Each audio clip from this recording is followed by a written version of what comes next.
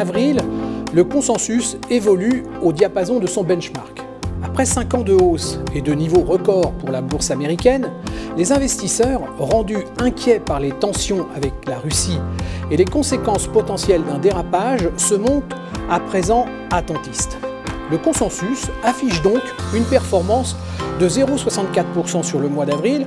Quant à son benchmark, sa progression est légèrement inférieure à 0,5%.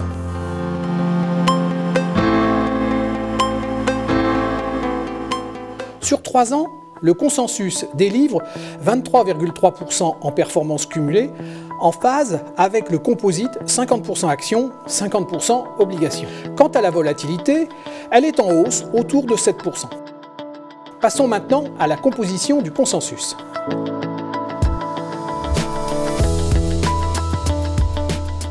Avril est marqué par la sortie des fonds Carmignac Investissement et Fidelity Europe et le retour de Odo Avenir. DNCA renforce sa présence dans le top 20 avec un fonds de convertibles, DNCA Invest Convertible. L'engouement pour le fonds Eurose se propage à d'autres fonds de la gamme avec une diversification au sein du même gestionnaire. Les fonds d'action représentent 30% du portefeuille avec 25% investis sur l'Europe. Les arbitrages les plus significatifs sont en faveur d'Eurose et de M&G Optimal Income. On notera également une baisse des positions sur Carmignac Patrimoine et sur Renaissance Europe. Regardons maintenant les performances.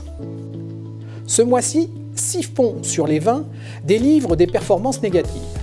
La performance du mois est à l'initiative d'Agressor avec 2,46%.